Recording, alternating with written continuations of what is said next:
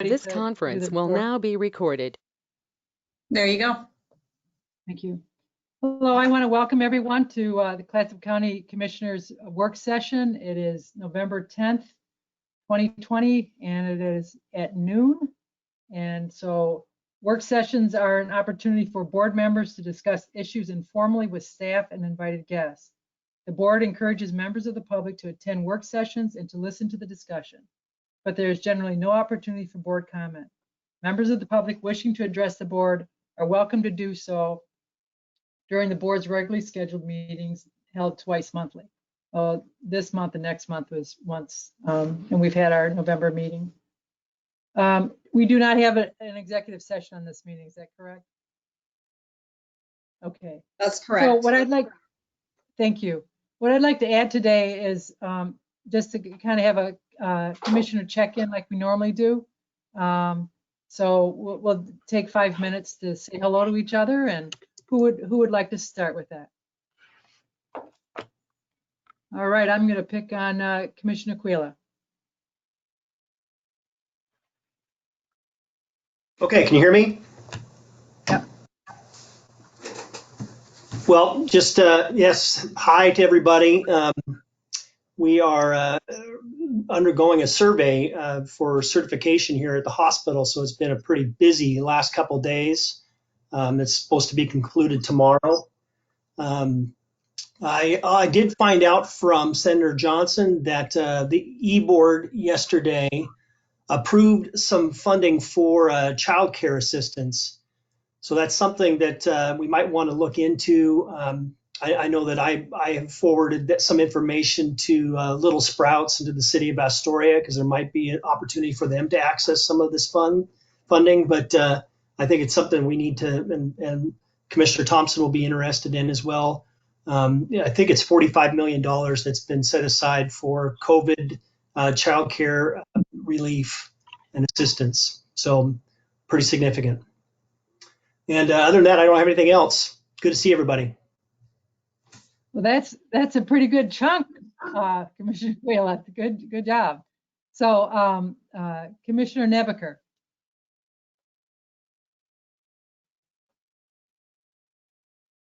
Hello. Well, I don't really have anything, but that's really good news from Commissioner Kujala. That's exciting. Glad to see that as a real possibility. Nothing like money to help move something forward.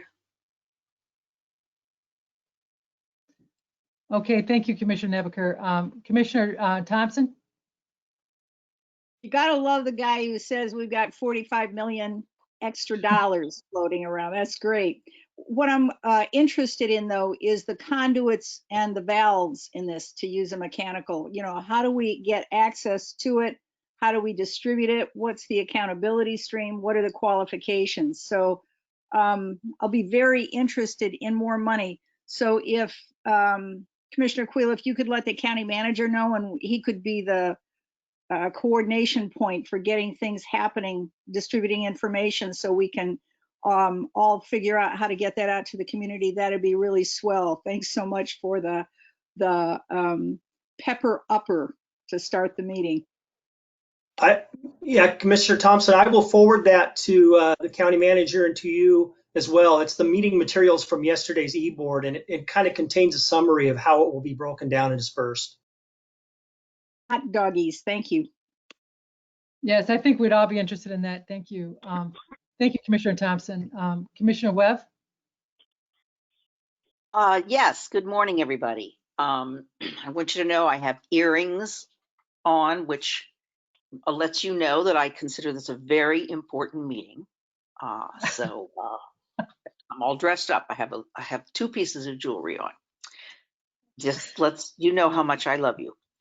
The only thing I have is that I'm a little concerned that we all might start to get some pushback, because NOAA, the Housing Authority, has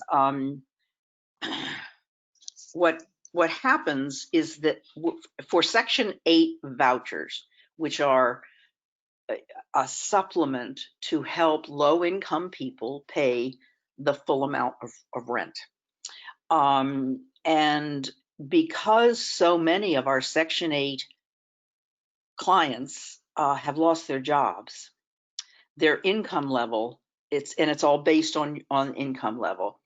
Their income level has gone down, which means that our share of their rent has gone up. And the way that HUD allocates this money is sort of a precursor. They give us a big chunk of money.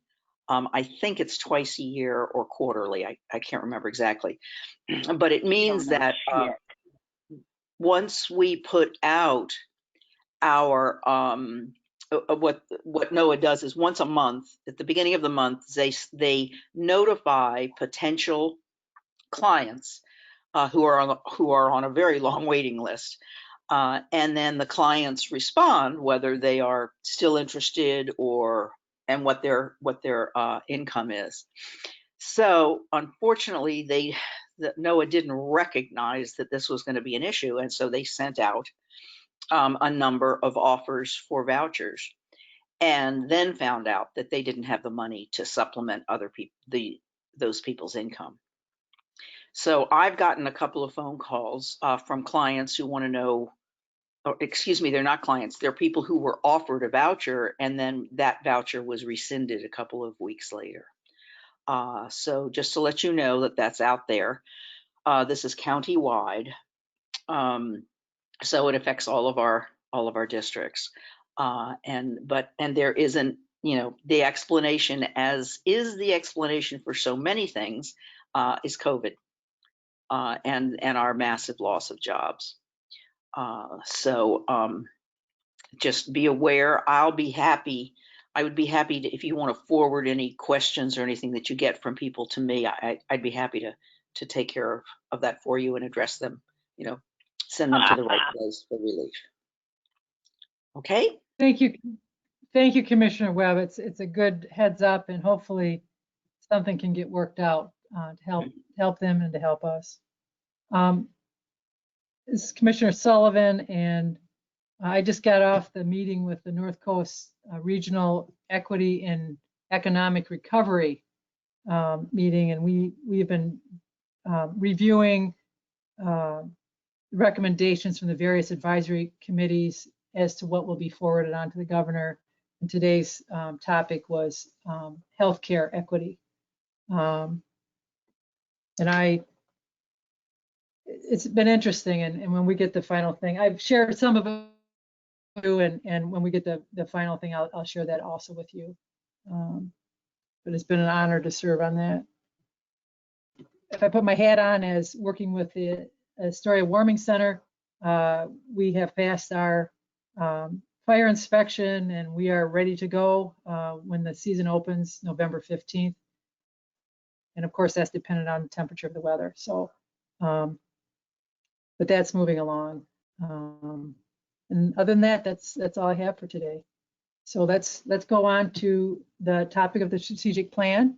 There's been a great deal of work done on this. I'd like to particularly thank the commissioners, but also to thank our county manager, Don Boone, and Terry Moore, team from PSU. It's just been fantastic. And so Don, who will be leading that? Will it be Terry or? Okay, well, do you want me to start then, Don? Yeah, you can go ahead, Terry. Okay, so let's procedurally, let's make sure I have a PowerPoint screen that I think I'm sharing. Can the people on the call see that PowerPoint screen, and you see an agenda up there right now? Okay, I'm getting nods. All right, so that's today's agenda. You were sent that in advance. We've got 4 items. I'll give you a quick overview of the agenda. Then I want another quick update on the plan document. And then the main topic is the focus area actions. And the hope is that by the end of this meeting, the commissioners have come to some kind of agreement on what actions will be in the plan. And then we'll go to where do we go on next steps. And I'm going to cover that in a minute. So that's the agenda. Is everybody okay with the agenda? Any amendments to that? Okay. Let me go here then. So we're, sorry, I got to get my system working here.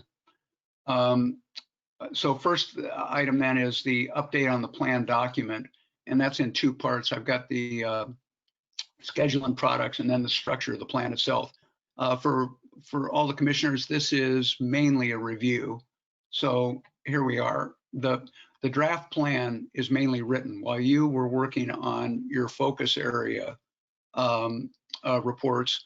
I was working on stuff that had already been through your process, and which included the background and purpose section that we already have signed off on, vision, mission, values, and situation assessment. So that part of the plan is written. You don't have it today because Don and I decided that it was too much to deal with, and we'll get it to you as part of the December 1st meeting coming up.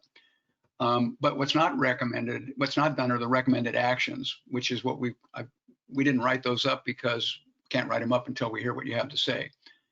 So the hope then is that if there is something like closure or clear enough direction today, then my task with Don's review and amendments is to get to the commission a draft of the plan before Thanksgiving. And then we would be at a work session on December 1st where you would have that draft and give directions on making it final.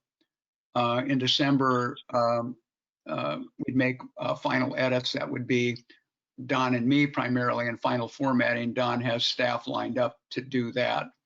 And then in January, adoption of the plan, followed by a commission work plan that is then consistent with the strategic plan. So that's where we are there. And are there any questions on that part? I think we've been through that more or less before. Okay, here is the plan itself. We've also been through this before. This has a few amendments, but nothing substantial. And the plan we're trying to keep to, I think this is on here, 20 to 30 pages. It would then have supporting appendices, and it would have a separate high quality 2 to 4 page summary. So this outline that you're seeing is the 20 to 30 page document. I'd like it to be 20, but every time I say that, it always ends up being long. So we'll see if we can do that. And here's the breakout of what it would look like. As I said, the introduction is written. The foundation for action is really the vision, mission, values. That's written. And the situation assessment is written. And now this is what we have to write, this part right here. And that is your focus area. Those are your priorities. And that's what we're focused on today. So I want to tell you about the appendices of the plan. Those will be available online. They'll be cross-referenced in the short plan document itself. I've already posted those. I haven't shared them with the county yet, but Don and I have talked about what would be there, and here's where it sits right now. That the documents that would be posted would be an overview of the planning process. That would mean the scope of work that we have with this and all of the work session presentations and maybe something else. Then on vision, mission, values, the tech memo that we did on concepts, the 2 presentations that we had, and then the tech memo on adopted language, situation assessment, and then the focus area, which is where we are today. The WS3 presentation when we decided on the priority areas, i.e. the focus areas, the tech memos that you commissioners have worked on with Don. This should be WS5 or 4, today's presentation and all that would be there. So that's the appendices. And then with that, then we've got a final document. This is not for you to get your glasses out and read. This is just to demonstrate that we do have the document written.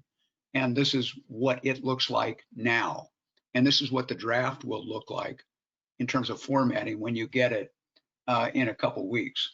When after we get the draft and talk about it in December, then Don's graphic artist people will come in and do something a little bit more publicly oriented. And this is not a decision at all. This is just something that I had from a previous plan that I'd done to give you an idea of what I mean by that. Some color, 2 columns, better graphics, etc.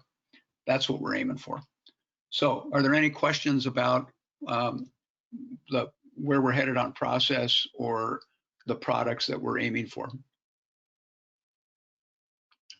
Okay, so now we're on to the main event, and this is item 3, the focus area actions. Before I do anything else, I just want to start by saying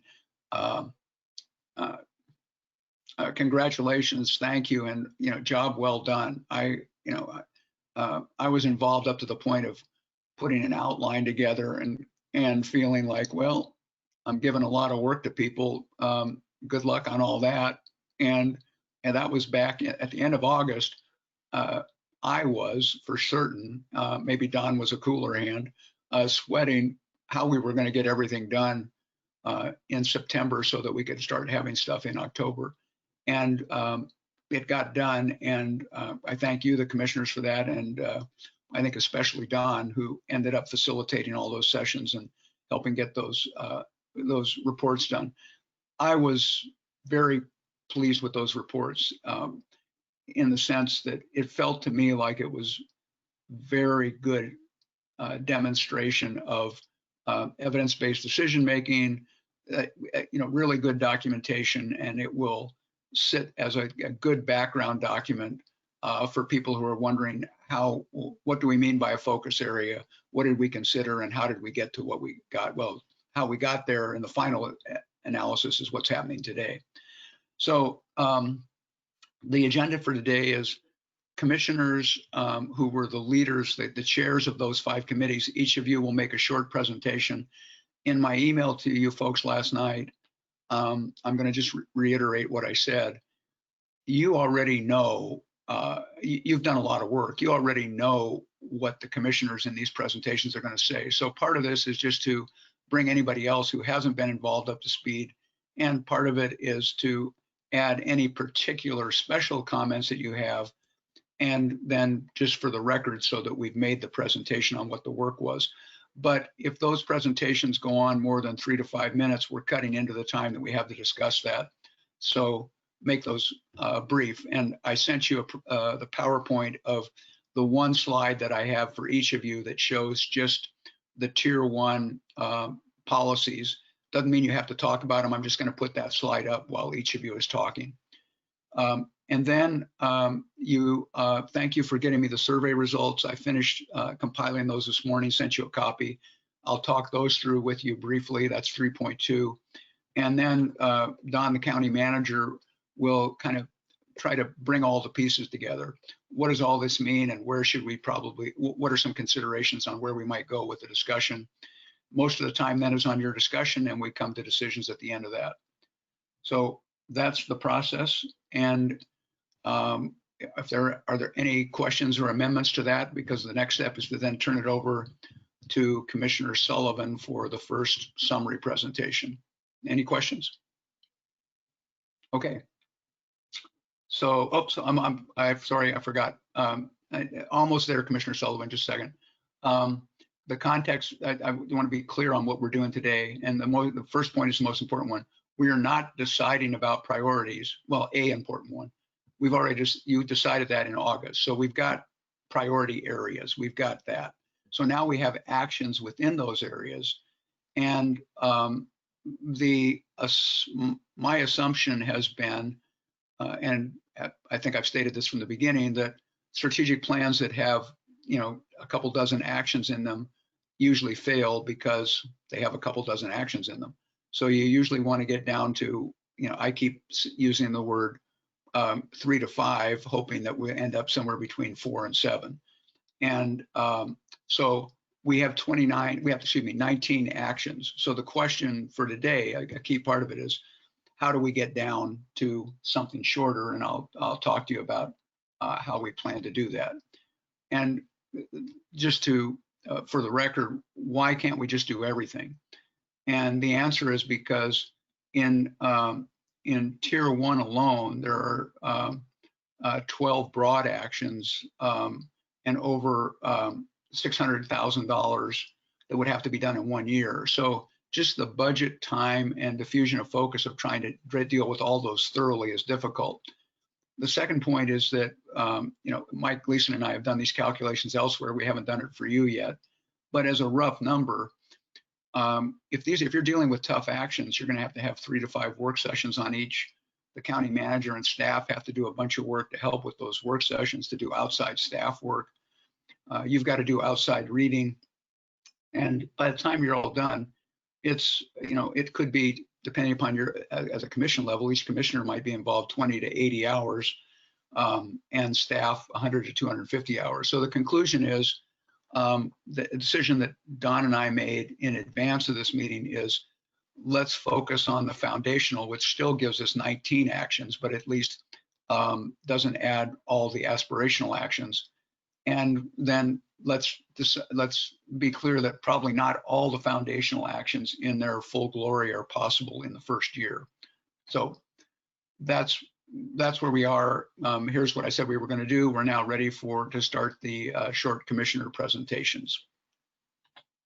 And that's the order that I've always had these listed in. So that's the order we're going to take them in.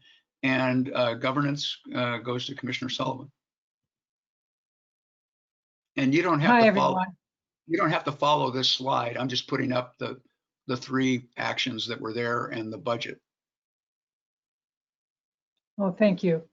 I'm really happy that one of our focus areas was governance.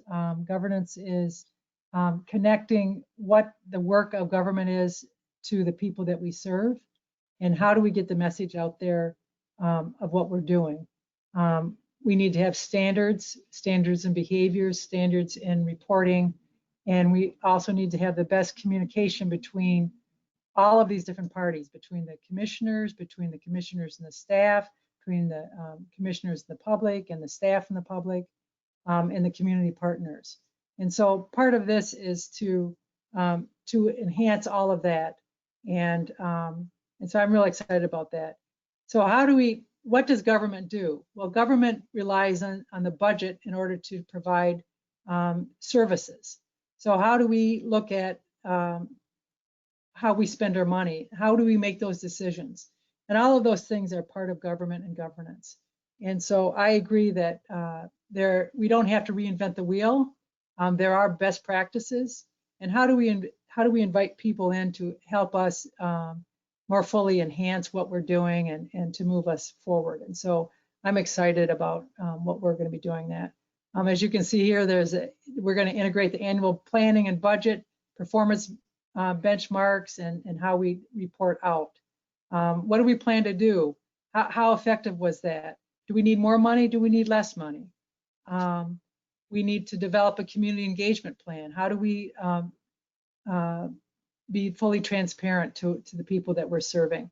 And how do we find the best ways to listen to what their concerns are? And then also, how do we communicate with each other? You know, technology is changing. There's all different ways that we communicate now. And so not just technically, but, you know, just internally between all of us. And so I don't think I'm doing a real good job of explaining this, but I'll leave it at that.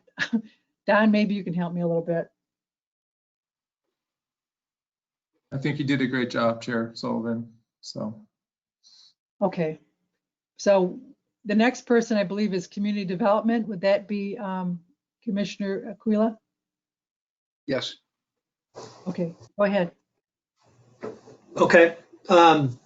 So my focus group was economic recovery and economic development. So I think economic recovery is going to be, you know, especially from this pandemic, is going to be one of the most important, you know, endeavors of 2021. And we know many industries, such as the hospitality industry and others, have been severely impacted. We really don't know the full ramifications at this time of all of our economic sectors and how they're going to rebound from 2020. So we acknowledged, I think, kind of the outstanding effort that COLPAC and CEDAR and Business Oregon, other economic development groups have had in keeping businesses afloat and surviving in this era, in this year. And I was just really pleased to have a number of the leaders from these economic development groups as part of my focus group. So I had Melanie Olson from Business Oregon, Arian Colombo, the new director of Colpac, Kevin Leahy from Cedar, David Reed from the Chamber, the new county commissioners-elect, John Toyoka and Courtney Bangs, and then Clatsop County Director of Assessment and Taxation, Suzanne Johnson, and Gail Henriksen, our Community Development Director. They were great resources and really valuable. They provided real valuable input during the process. And of course, our County Manager, Don Boone, who really created the framework for it and did much of the heavy lifting. So thanks again, Don, for everything. You know, really the county's role is to create the environment for businesses to survive and to thrive. And obviously there's crossover between other focus groups. So we discuss a lot of things with regards to infrastructure improvements that are really fundamentally necessary for us to be positioned for economic success. I can go into just a little bit of what the three items that we thought were the most important.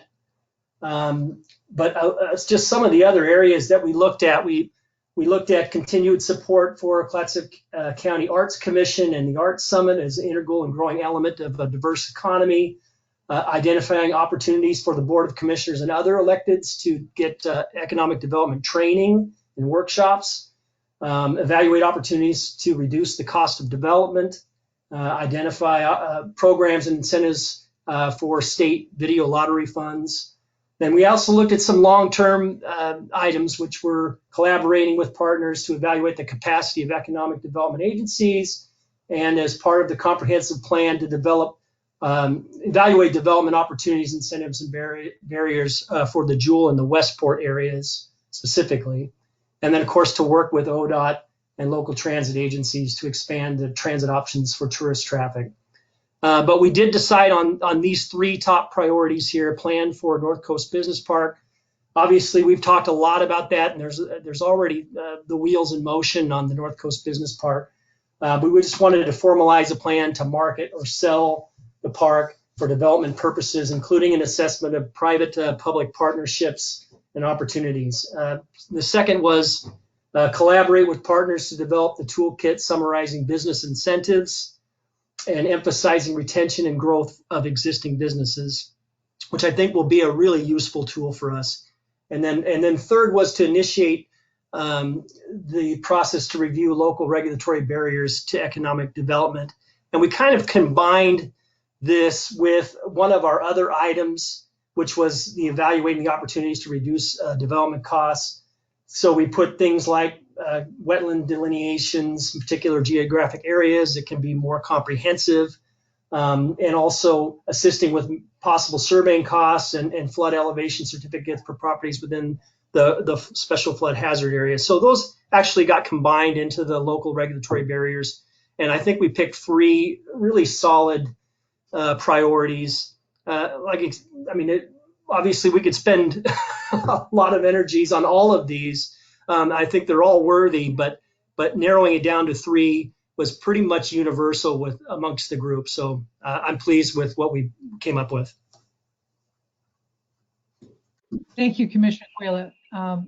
Let's move now to who's the next on the list. I don't have it in front of me. Infrastructure. No. Well, what was in the checkout is not the same as who's next on the list. Oh, okay, well, let me just, I'll click on it for you and then we'll see who I've got. Infrastructure, Commissioner Thompson. Okay, thank you, Commissioner Thompson. Well, yes, because I like complex, adaptive, interactive systems. Yes, I do. So the communication that Commissioner Sullivan referenced, the essential economic fuel that Commissioner Kujala referenced, absolutely essential. What I was looking for were some immediate wins so that when we're looking at what's achievable and what it takes to achieve some of these grander goals, we've got some actual experience working together with our stakeholders. And I could tell you who all our stakeholders were because they were all invaluable. When we looked at affordable housing, we had Leslie Ford from the CCO and Stuart Emmons, the architect. We had a county staffer for a hot minute, and I think we need to talk about how do we replace that person and go forward, because again, it's the conduits and the valves, it's the actual workings of the administrative infrastructure that plays such a role in determining how successful we are and at what cost. So affordable housing units, we looked at how we could do that. I'll just tell you tangentially that I have some YouTube videos that I asked the county manager just now to disseminate to you to look at mass plywood panels, because the old trite phrase is think outside the box. Well, if we're looking at modular housing, we're thinking not only outside the box, we're thinking about a totally different kind of box. So you'll have a video coming on that. We also looked at identification of the barriers to and the missing types of affordable housing. You know, the interaction between the tourism part of our economy and what happens to affordable housing when tourism becomes operative strongly in a community. That's a gnarly thing to deal with. So we're just going to start talking about these things. The county manager has spoken often of a dashboard of housing units in the pipeline. In all the things that we're doing, we actually need data. If we're going to have data-informed decisions, we have to have data, and we have to organize and manage those data so that they communicate and lead to conclusions that are in fact achievable. Yes, in terms of childcare, such an urgent need. It's urgent in terms of intellectual development, emotional development, the economy, family life, community health, all of that. So we've been working on that. We'll continue to work on that. An infusion of cash should help all over the county. In terms of another essential public utility, internet connectivity, absolutely essential, but it's not a regulated public utility in the same way that others are. So we looked for strategies to improve that connectivity in the most underserved communities in the short and medium term. And we are looking right now at Jewel, LC Vine Maple, and almost immediately up in District 4 to look at how do we get people connected, because if the students aren't connected, they can't learn. If people aren't connected for medical care, for social needs, a lot of detrimental impacts. I'll note that the budget on this is $60,000. That's seed money. That's what we're talking about. Part of what makes this strategic planning so interesting is that we're not only defining what needs to happen, we're reaching out to achieve some immediate successes. We're also trying to wrap our arms around what will it take to succeed, not to spend too much, not to spend too little, but what's essential for success. So thanks to everybody involved in this process. I'll look at maybe sending everybody a thank you note on that lovely commissioner letterhead that I got the other day. So I'm ready to pass.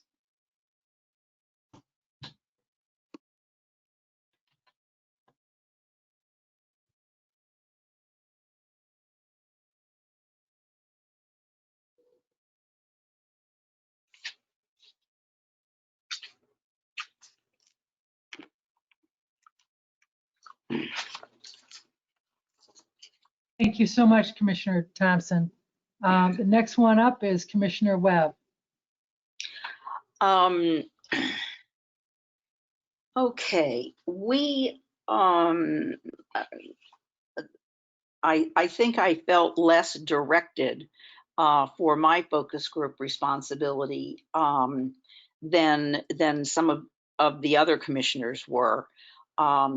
But I had no trouble when we assembled our wonderful group zeroing in on some of the important issues that we're facing in environmental quality.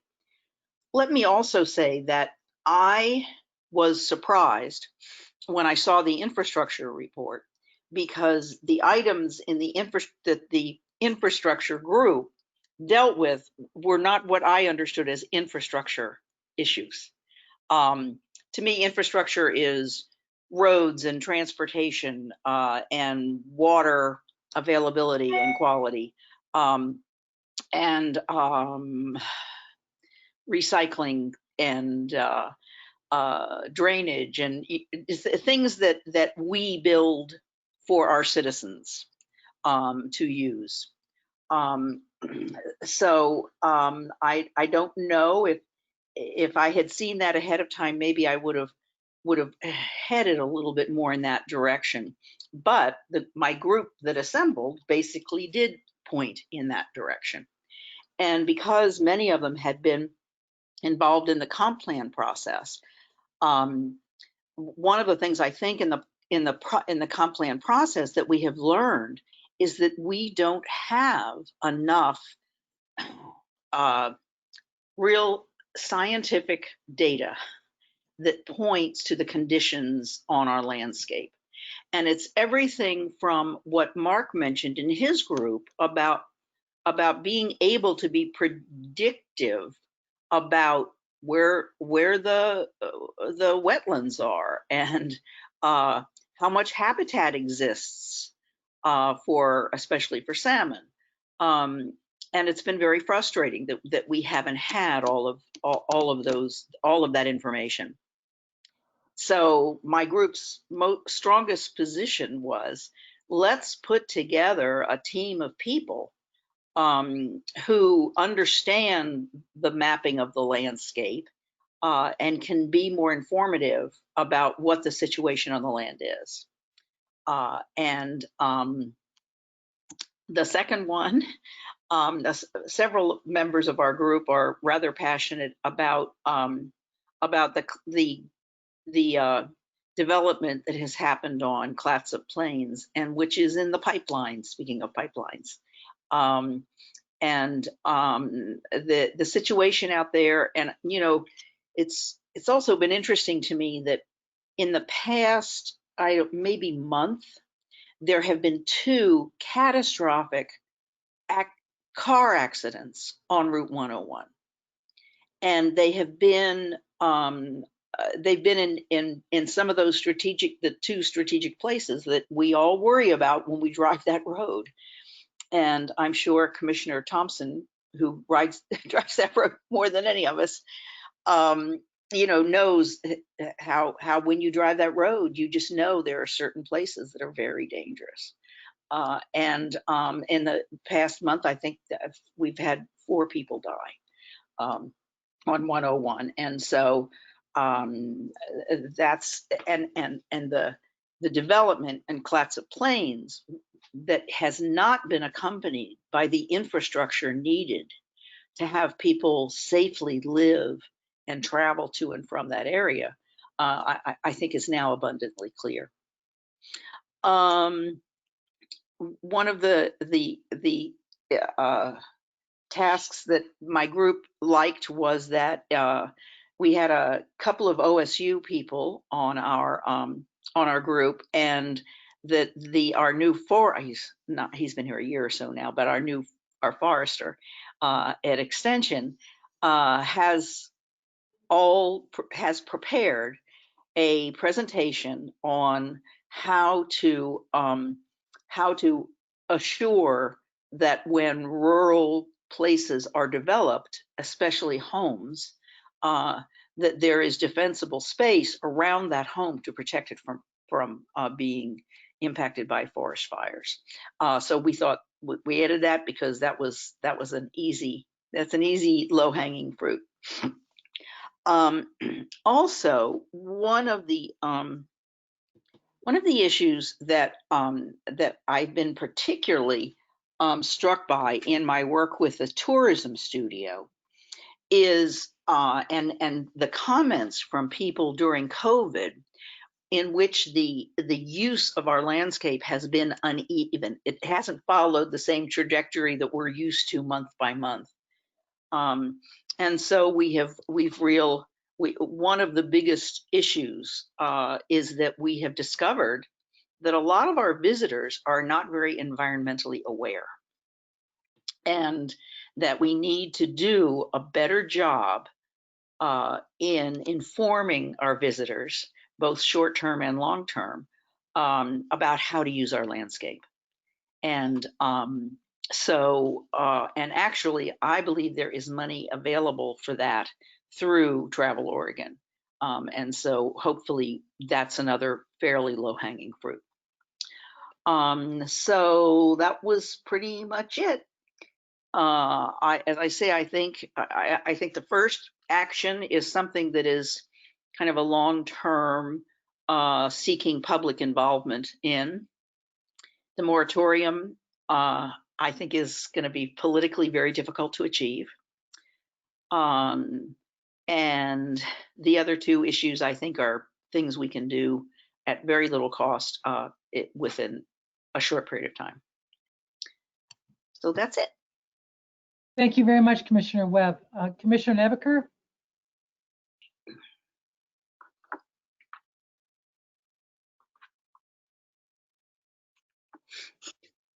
Well, I think I prepared something a little different as far as background. So on our group, we had our public health director, Mike McNichol, assistant county manager, Monica Steele, Kelly Bratton, juvenile director, Lauren Wilson, social services coordinator, Viviana Matthews from Clatsop Community Action, Amy Baker from Clatsop Behavioral Health, and Elizabeth Kotake, I think. I'm not sure that's right, Monica. Is that right? With Helping Hands,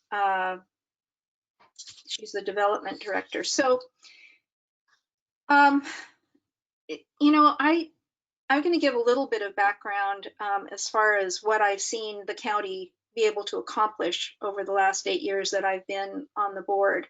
And that is in the area of social services and integrating with the justice system. I've seen them increasingly partner and accomplishing really good things. For instance, when I first came on at the Public Safety Coordinating Council meeting, I was told that they'd been trying to get a respite center for 10 years and they weren't able to do it. And because nobody wanted to take the full responsibility of this. So I went and talked to some board members at Columbia Memorial Hospital and some other people that I thought might be interested. And they began talking to each other. And then the ball started rolling, and now you know where we are with the respite center. And yeah, it's been bumpy, and we weren't sure it was going to really make it, but now it's fully functioning and in the hands of CBH, and it's a really real boon to our community.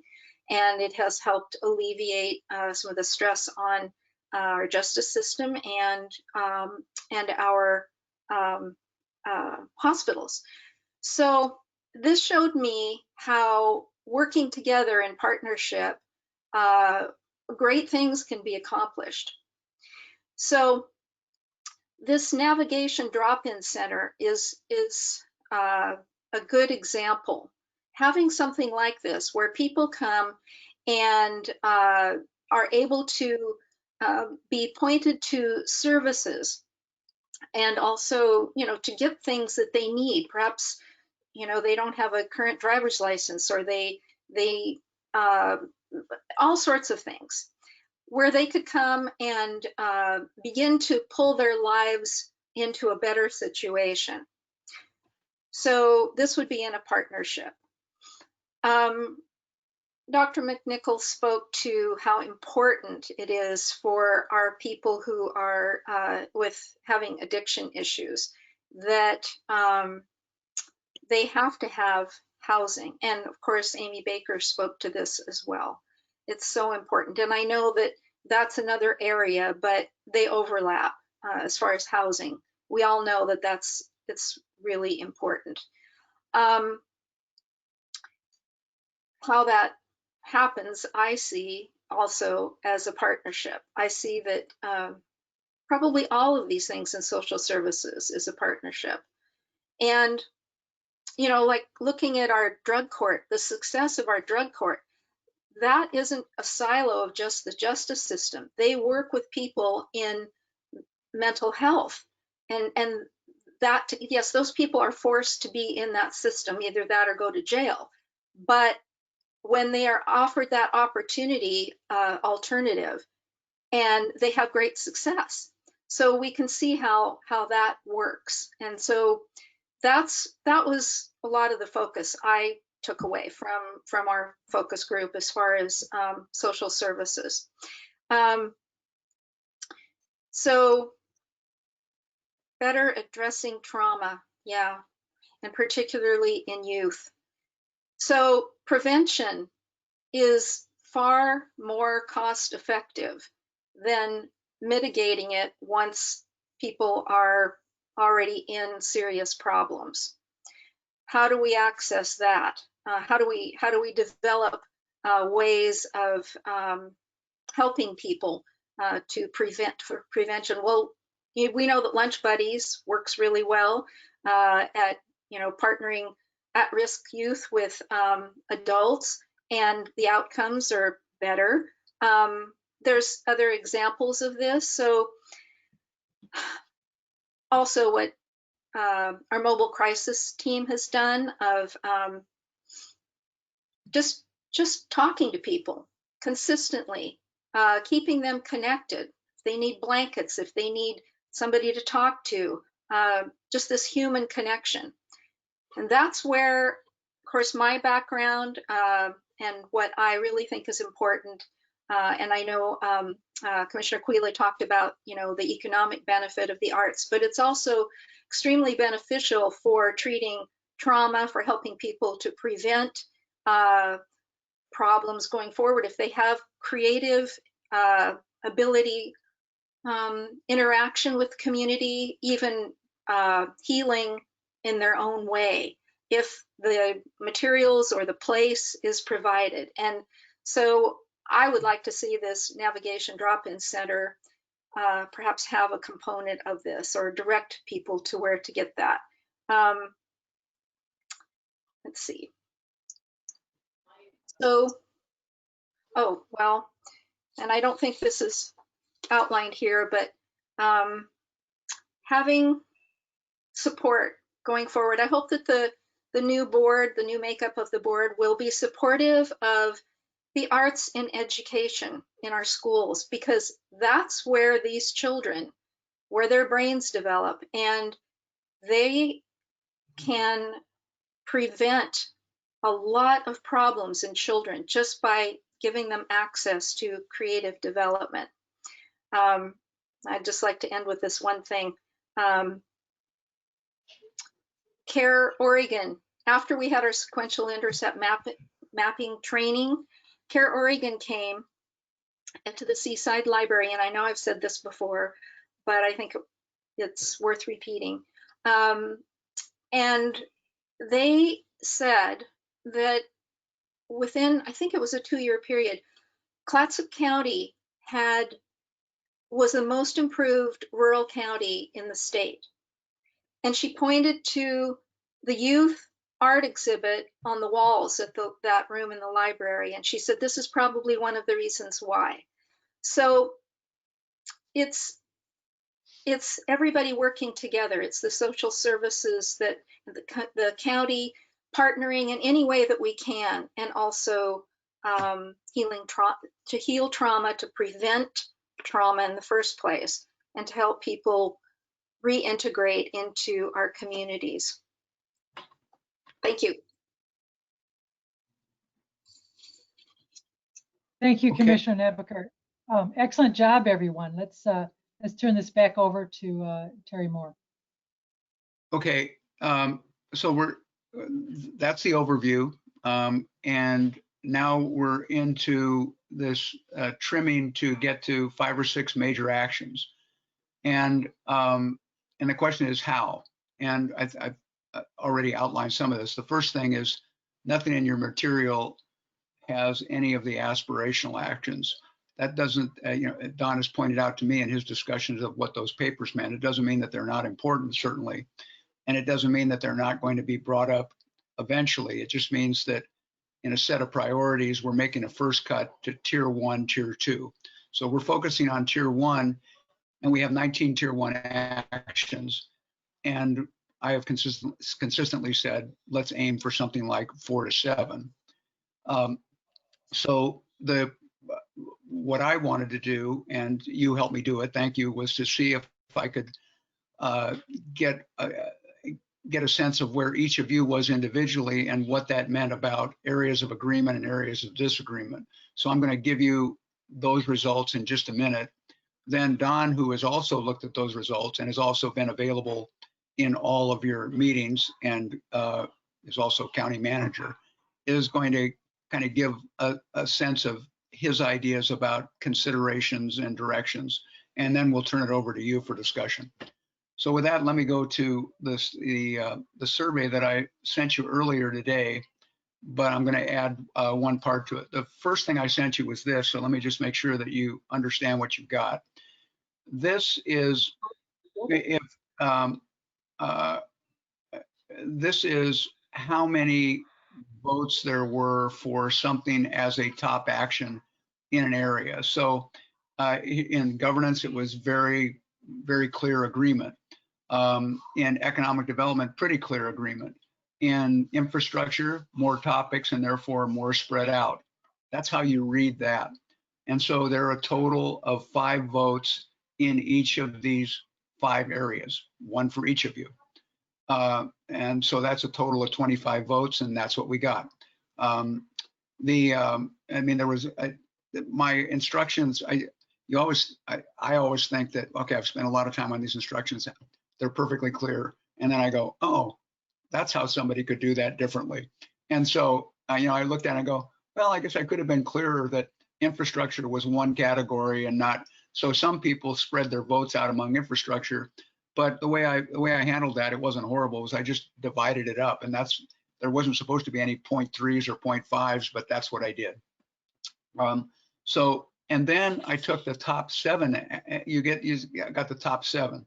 Here also there was a possibility for mistake. I don't think it was made, but I just want to make sure in the context of interpreting these results that it is possible. I think everybody, if they had it in the top 5, they put it again if they wanted it to be in the top 7. But in some cases, there were a couple of inconsistencies where something was number 1, made it in the top 5, but the item that came into the top 7 was not that one, but a different one. That happened, 3 or 4 times. So it's, in an ideal world, it wouldn't, but I'm not worried about that because I think the results are relatively robust. And then what I said is, so how do I deal with these positive? Note that this is questions 1 and 3. I put the 2 positives together, they're in green, and said, well, what if I just add these up on how many positive votes? So the maximum possible votes would be 10. This one and this one on social services got 9 of those 10 votes. So that's why they have this icon, which is, and then economic development, the first one, the industrial park, and I'll show you how I split this up. But then there's a second, I won't use tier, a second group, and then a third group that's farther down.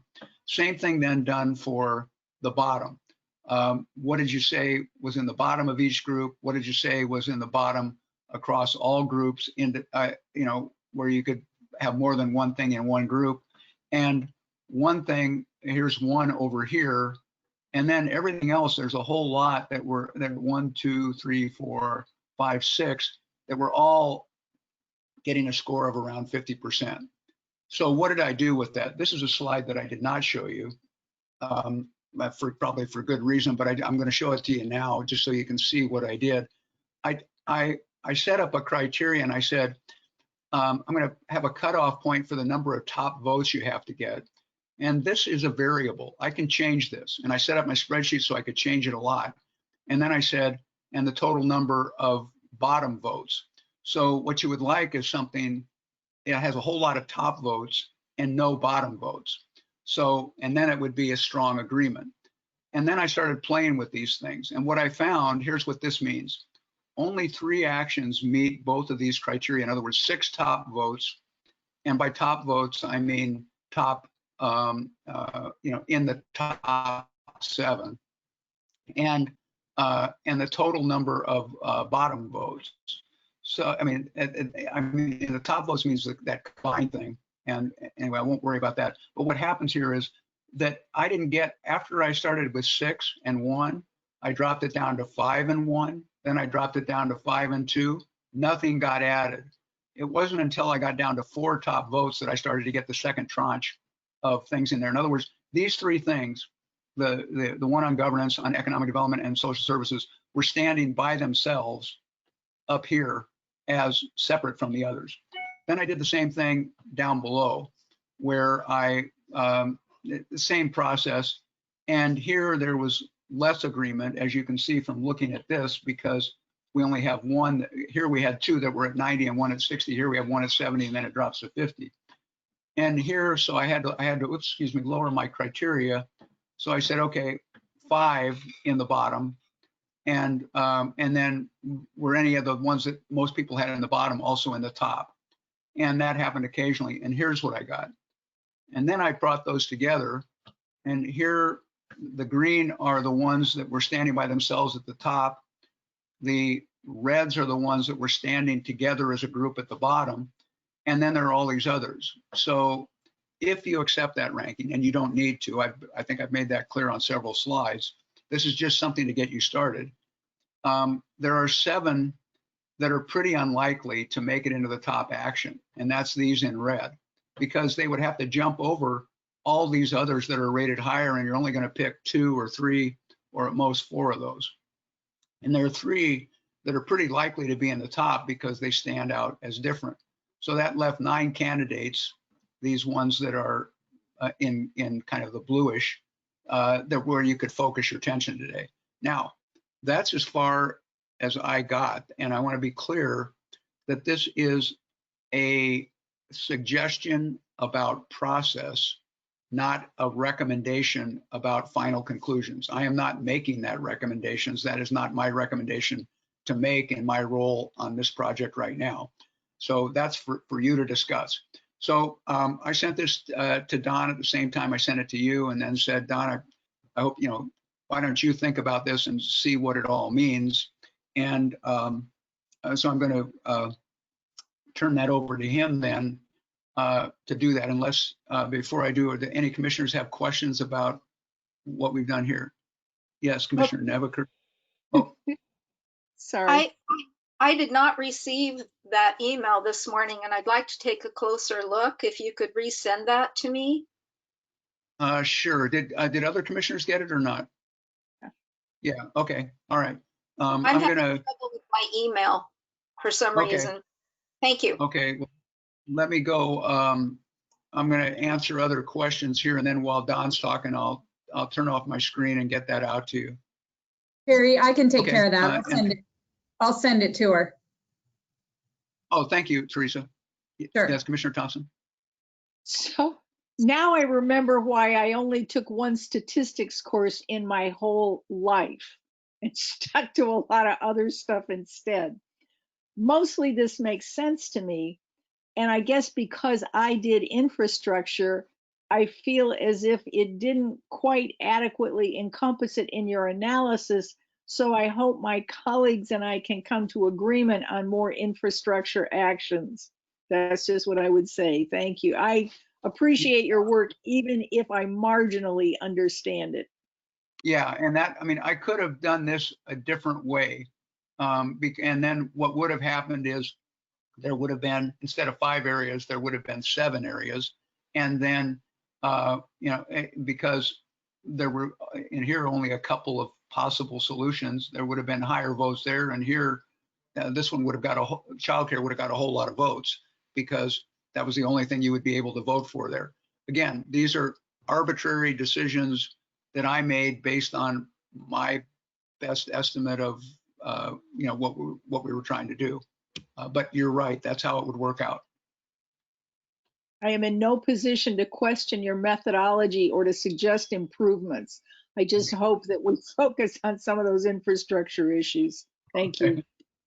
Well, you're there with me then, because I'm in no position to do that either. Any other questions? Okay, so I'm going to turn it over to Don then. Thank you, Terry. Commissioners, before I start, I just want to thank Monica and Gail, who also provided some staff support to the social services and to the environmental group. So thank you, Gail. Thank you, Monica, for that. So as I look at this, the first thing that I really think of is kind of harkens back to some of the guiding principles that I have laid out at various times.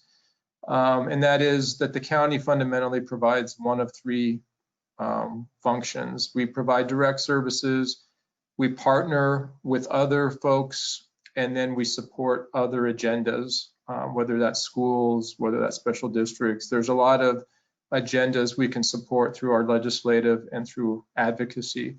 Partnering is usually we have some staff time and some money in the game. And then direct services means that we are providing those services. So as you look at these 19 different recommendations, they are really varied between direct service and partnership roles. And the only reason why I am saying that is that the direct service ones usually take a lot more staff investment and a lot more monetary investment than the partnerships do. And out of the 19, 8 are direct and 11 are really partnerships. And so one of the criteria that I look at is that, you know, how do we distribute those? Because we can do more because some of these don't take as much time. So not everything is equal on the input side, even though they may have significant output significance for the community. My other point is that it would be nice to have at least one of the recommendations come from each of the focus areas. And so that, you know, to me is also part of the goal moving forward.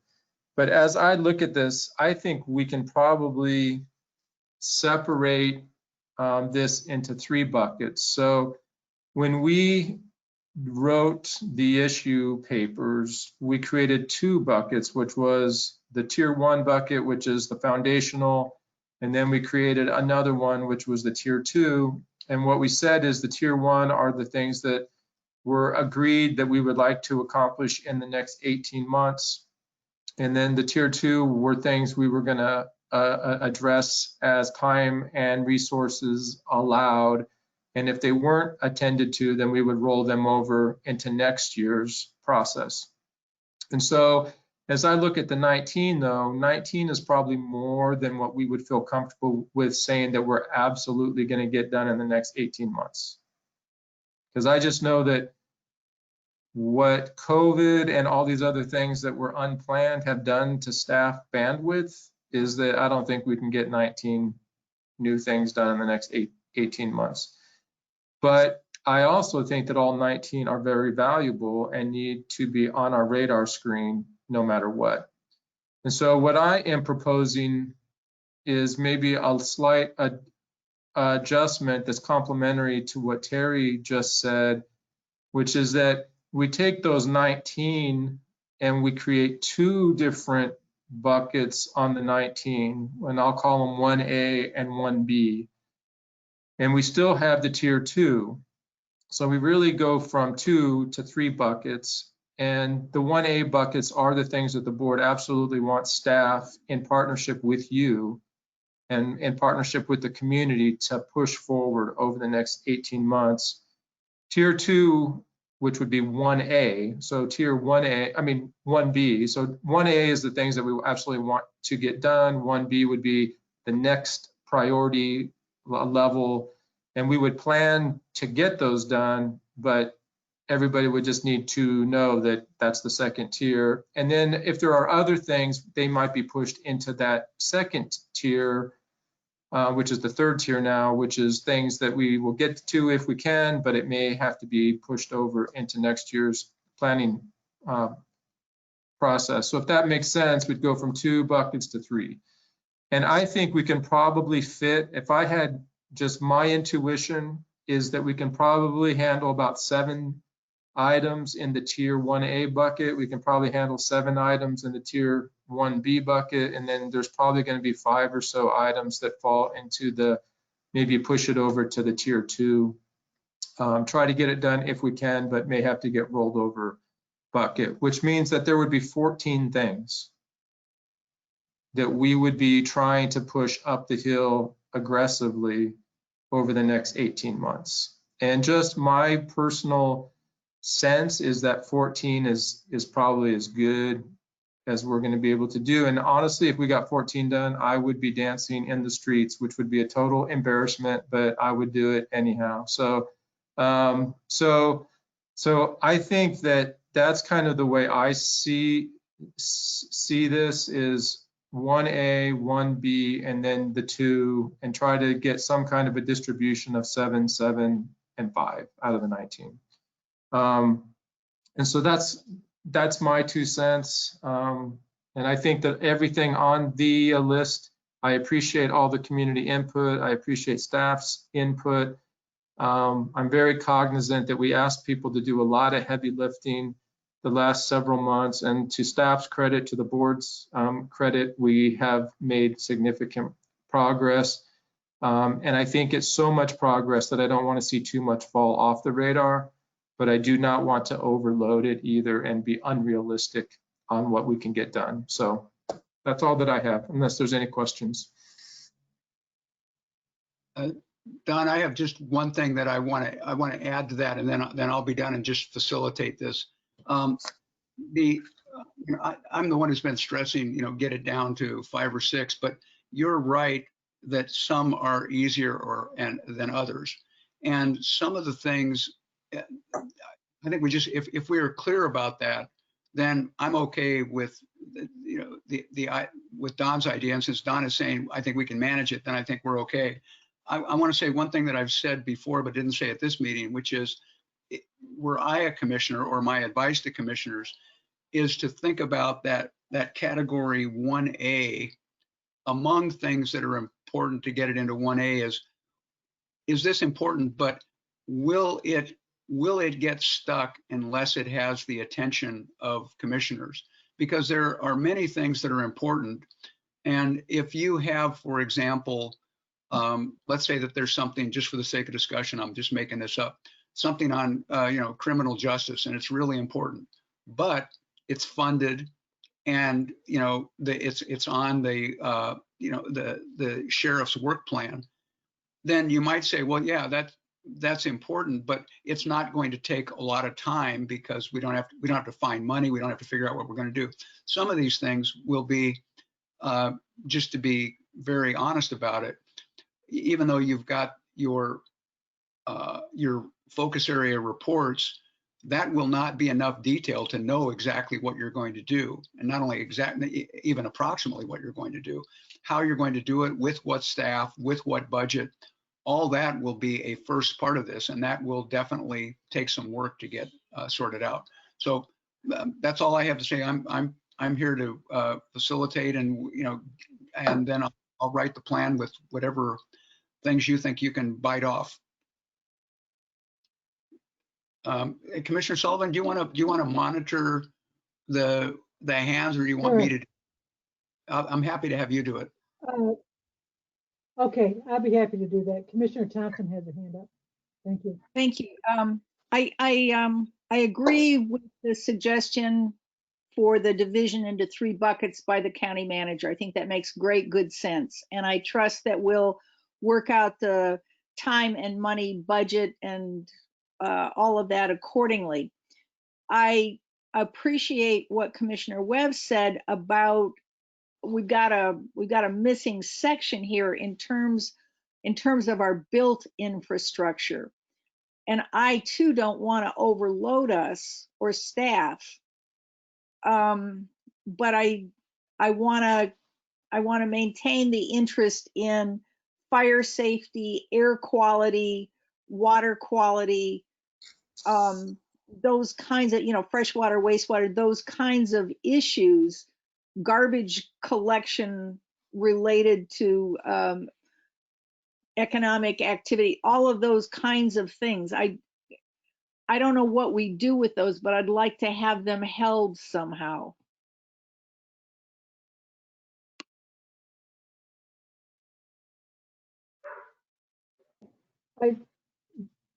Go ahead, Terry. You saying me? Oh, well, Yeah, you look like you're going to say something. No, you're very perceptive. Not much screen for you to pick that up. I just barely pursed my lips. I thought better of it. So no, this is the commission discussion part. So please go ahead. Well, I guess what we have about 50 minutes left, and so is the hope is that we will. I agree with County Manager on the 3 bucket list. Do I see anybody disagreeing with that idea of having the 3 bucket lists? Okay, it looks like we have a consensus that we like that idea. So is there something we can get up on the screen and start choosing some of these buckets? Well, probably this might be. Is that a good enough summary? Maybe is that one a better summary to see? I mean, that lets you look at what you've done in your reports. You may come up with other ideas, but I don't have any way to show that to you right now. So I think the first thing is that it looks like we all agree on G1, the first thing on the governance. Would you say that was accurate? So if we put G1 in bucket 1, right? Yeah. And then what is there another obvious one on the survey that we could put in bucket 1? Economic Development 1, the North Coast Business Park.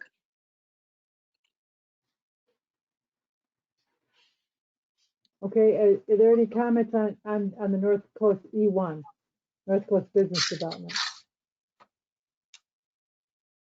Okay, and is there a third one for the first bucket?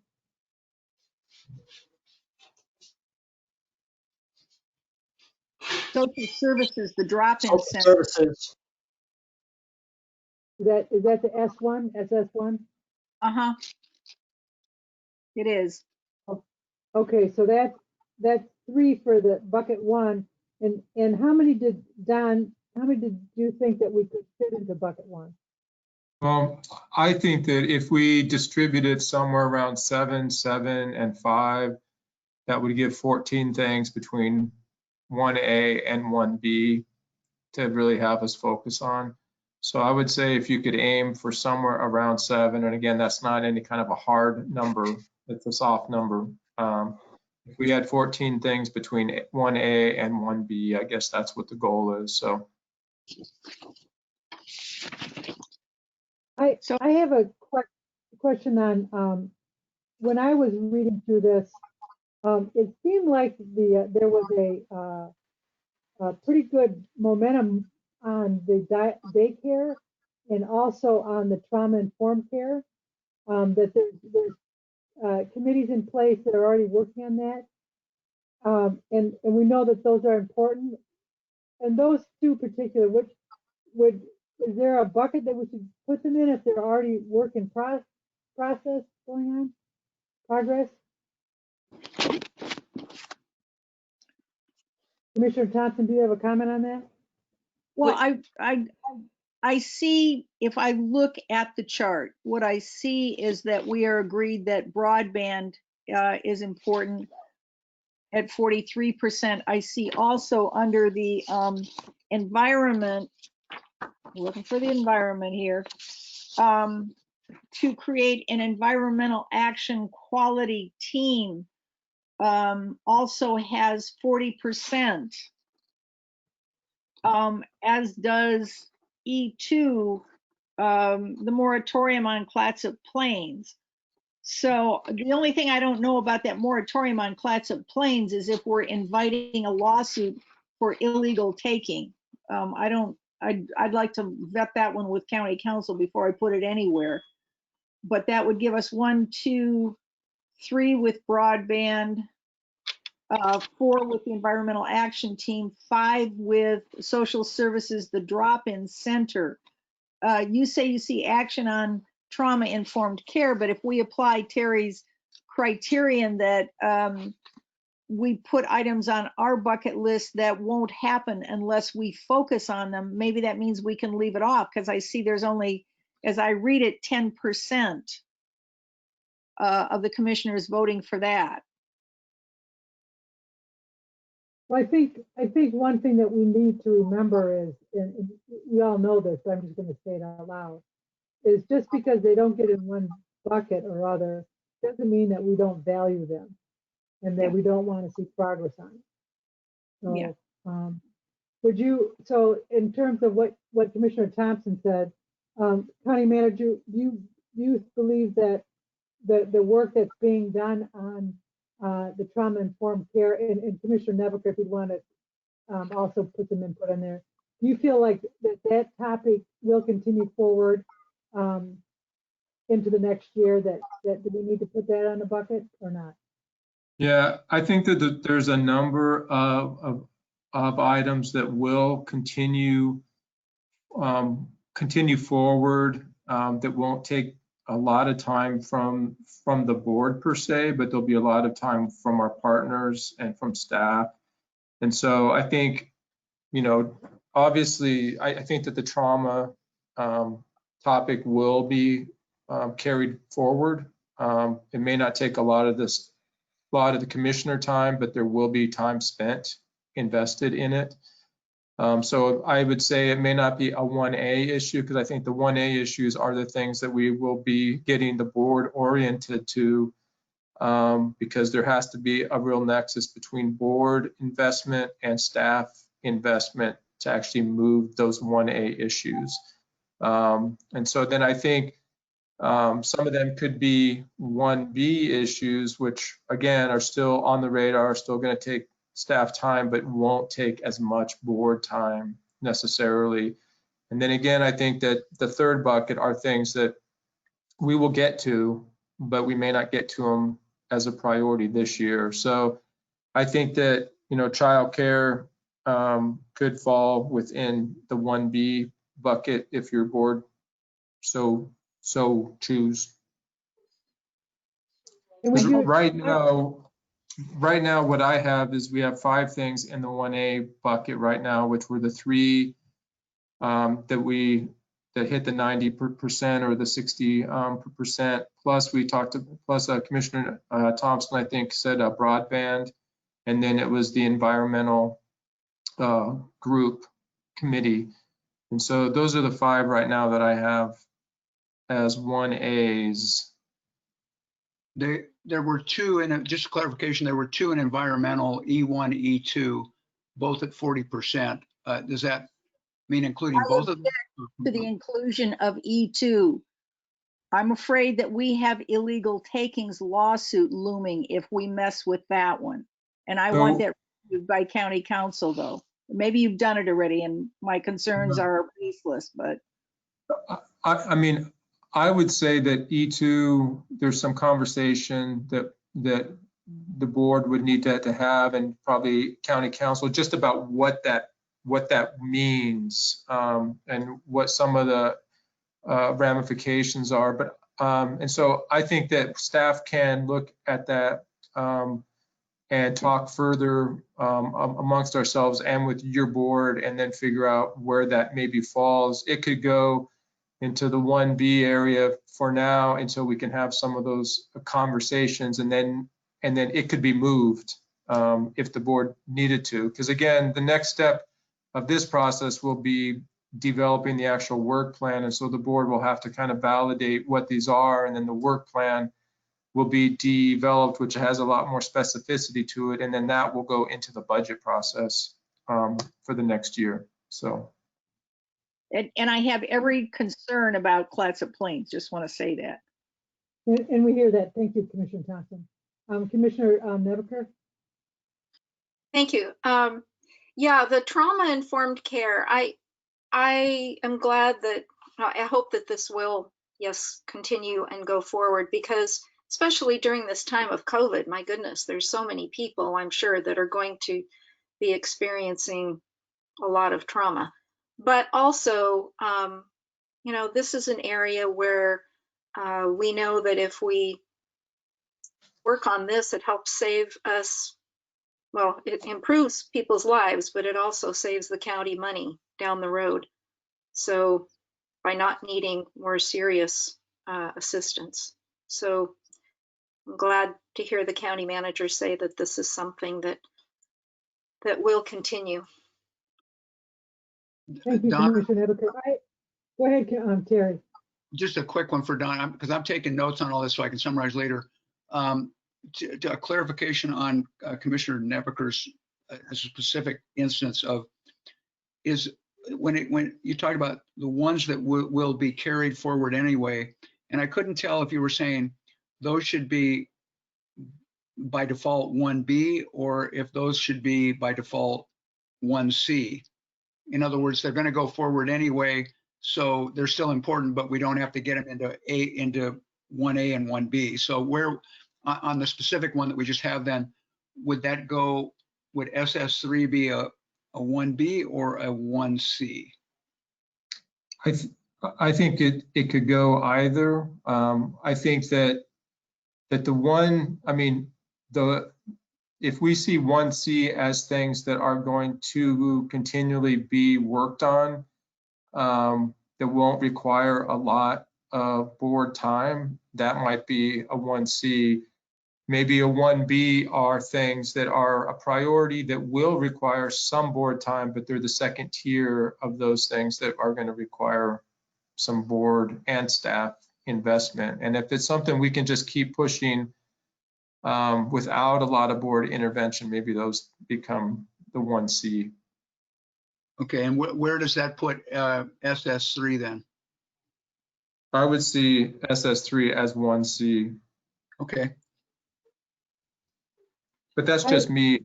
So I think the board would need to weigh in on that. But I think that's how I saw it also. I would like, Commissioner Webb, go ahead. I have a couple of issues that first of all, for the trauma-informed care, the CCO is doing, they have a full-time staff person working on this. They made a presentation to us. They seem to me to be leading this collaboration. And to me, it's something that of course we should be paying attention to and perhaps even participating in or making sure that staff is. But I just don't see that with our limited resources, and to be honest, the CCO's very adequate resources, I just don't think this is something that should be that high on our list. So you would agree in terms of our taking the leadership. I mean, there's someone else is taking this leadership right now. The other thing I wanted to comment about was the housing issue, because I think you know, we did the housing study, which I have wanted us to go back to, and it appears to me as if the cities have not come forward. That study was very focused on the cities, as well it should be. They're the ones with the UGBs and the possible building sites. So I'm wondering if there isn't some way that we could convene perhaps the partners who participated in the housing study and talk about that issue and talk about what it is. Because when I rack my brain to think how can the county encourage the development of affordable housing, I think we don't have the infrastructure to do that. Commissioner Webb, I think, I read that what you're saying, suggesting that you're saying, I see that as IH2. I'm having a little trouble. I now have 4 tiers, so Don, could you articulate again what your tier 1? Can you Sure. just sort of list them again? So I think probably the easiest thing, just so we're all using the same nomenclature, is that if we could see 1A as those things that are going to require board time and are key issues that the board wants staff to be working actively with you on. And I think that's a goal is to have about 7 in that 1A column, knowing some of them are partnerships, some are direct, but it's about 7.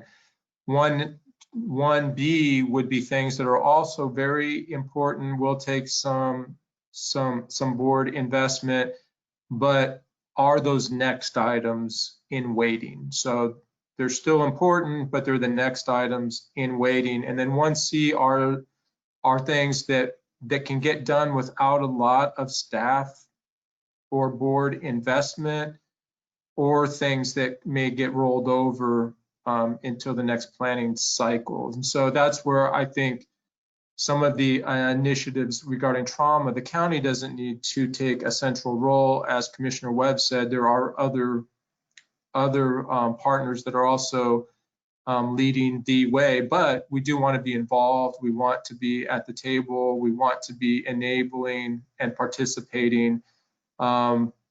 And so I think those become the 1C issues. So that's kind of how I see them breaking down right now. And so it's really, what are those top 7 things that the board really wants us to get done? Because we're going to be accountable to you as staff to get those done.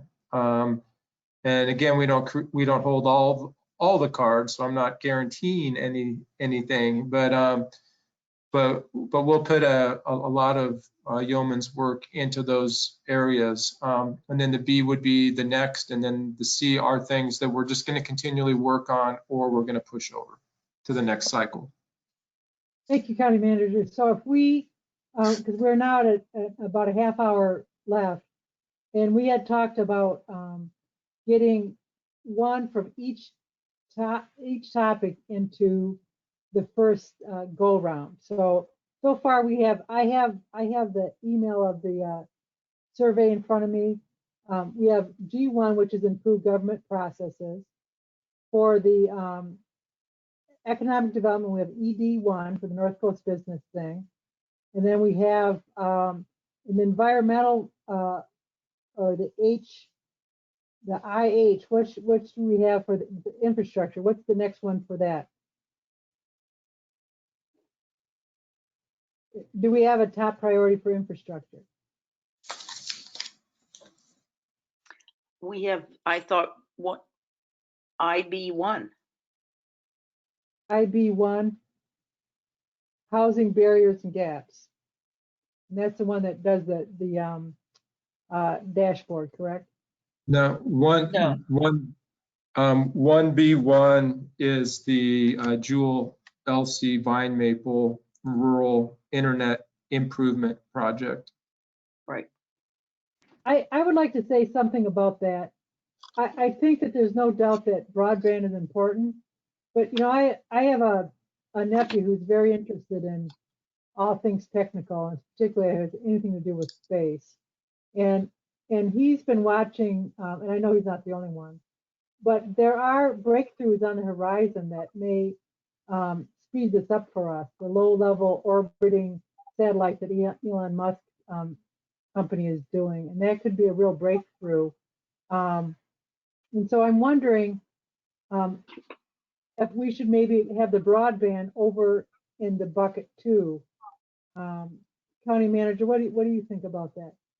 Well, I think that 1B1 really deals with the here and now challenges of internet access. So it's not actually broadband. It is just trying to take advantage of the existing infrastructure, which is mostly wireless, and try to really augment it for those that are in the rural areas. I think Chair Sullivan's right that there's a lot of interesting technology being deployed up in space that may become a long-term alternative to some broadband, but I think that may likely impact some of the work Colpac's doing in terms of the longer term planning for broadband.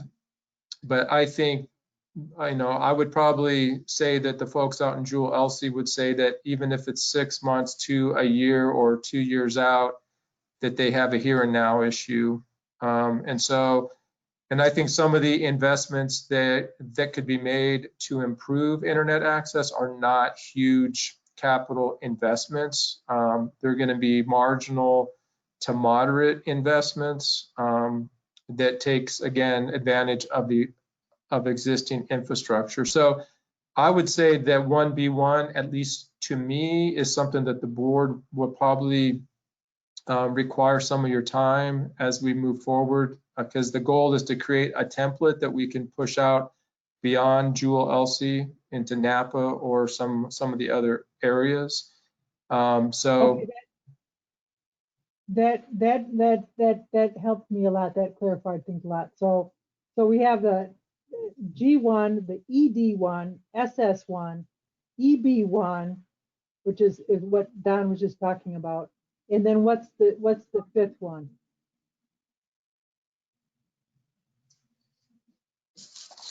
How about Pardon? How about childcare? Well, I wrote down, tell me if I'm just not counting right. G1, ED1, S1, IB1, and E1. And E1 that's was, correct. I believe that is correct. Okay, and so that's the where you're going to look at the lay of the land according to environment, right? That's the environmental. That's the first one on the environment. Okay, does anybody have any concerns about those first 5? That's actually 6, I think. No, no, that's 5. Sorry, okay. I can't count. Arguing for. I'm sorry. Are we all in agreement with those first 5 being in the first bucket? Okay, we've got 5 taken care of. So we have approximately 2 more for the first bucket, 7 more for the second bucket, and then we'll see what's left with 5 for the third bucket. Commissioner Thompson? Thank you, ma'am. Thank you for clarifying. Sometimes I get really excited about this because that childcare thing is not only an emergent need, there's some money. So I would ask also my colleagues' indulgence and support in putting that into the first bucket. I just think it's just too important to wait, too critical. Every day causes pain and consternation and impedes our growth and well-being as a community. So I will bring that question back to the fact that there is a lot of work being done right now on daycare, and will it need additional commissioner work in order to get that into the bucket 1? Yes, ma'am, I believe it will.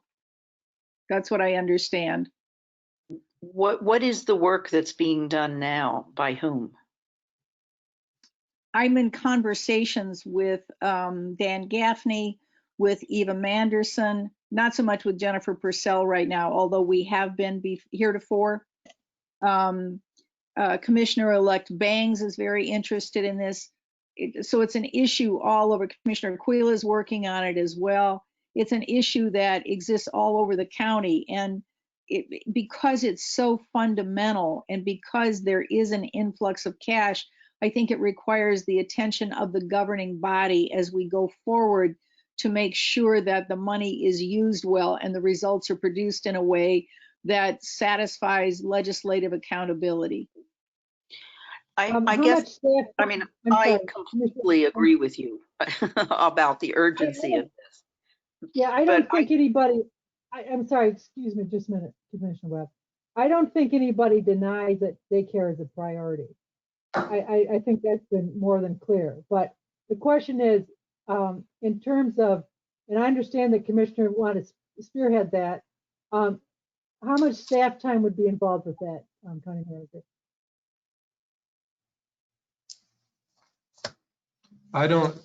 It really depends on where it goes. I think that having not seen what the requirements are of the resources that the state are sending out, I think the county has more right now, more of a convener role, and just our kind of political interest in the issue helps galvanize it as a priority. And so I see it, I mean, we're not providing daycare. We're not necessarily going to be a funding conduit for it as much as we are a partner in concern, as a public concern, and then using our political influence to help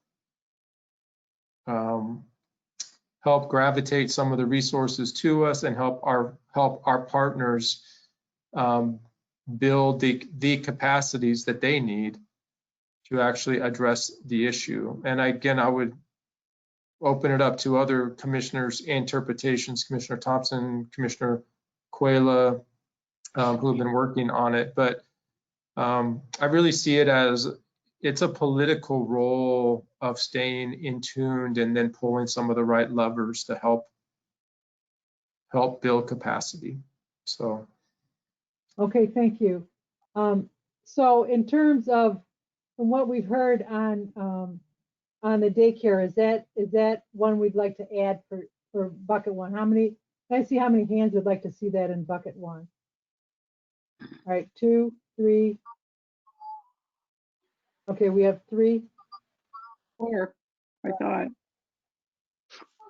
Let's leave that in bucket 3 at this point. I mean bucket 1. I mean, I'm sorry, 3 for bucket 1. And that what's the letters for that? It's 1C1. Okay, Commissioner Kujala, we have not heard from you as much. Is there something you would like to add to this discussion? Well, did we decide? I guess did we decide on any affordable housing item? Was that something that we added to the list? Good question. If I might, commissioners, just to piggyback off of Commissioner Kujala, I think that affordable housing is, as Commissioner Webb said too, there was a study done, and I know that cities, will need to address what their efforts are moving forward. I think the county has an opportunity to also address what our role and our goals and our tools moving forward. So, and I think that's going to take some of your board's time over the next year, because I think the county honestly will be a catalyst into making other things happen. And so I would just suggest from the county manager's chair, and again, take it for what it is worth, but having 1H1 be one of your 1A goals, I think would be helpful. Commissioner Nebeker. Thank you, County Manager. Chair Sullivan, I'm not sure you can see me. I've been waving my hand for several different things. I apologize. That's okay. Well, the last thing about housing, just, when we did the study, the idea is that the cities and the county would then convene again at least once a year.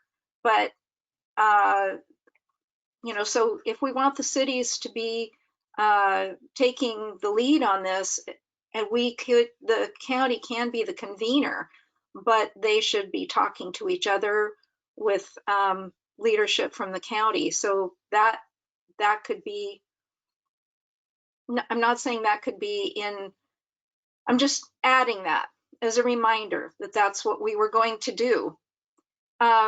And going back to, this was another thing that I wanted to address. So Commissioner Webb's concern about the trauma-informed care and that the CCO is taking care of that, that's fine. But again, these partnerships are so important. And when organizations know that the county is interested and supportive, sometimes that's all it takes, just conversations. It doesn't mean that we have to, do all the heavy lifting, but ongoing, we can make a big difference by voicing our support and bringing people together. Thank you. Commissioner Nebeker, thank you very much. Is there another topic, another point that you'd like to make that I had not called on you that you'd still like to say? That's all I remember right now. Thank you. Okay. So it looks like we have 7 in the first bucket. Should we work on bucket number 2? I personally just want to put a bit out there. For me, I want all 3 of the governance in there because I think that governance is the base for everything else that we do. What I'm excited about this topic is a lot of these topics are things that have been brought up over the 4 years that I've been as a commissioner. And so I really like this idea of the interactions and the collaborations in an intentional way between the commissioners, the staff, the department heads, and the public. And I know I'm so excited with our county manager being on board, that he brings so much of his professional experience to our county. And I would like to have this baseline, make sure that we get those done.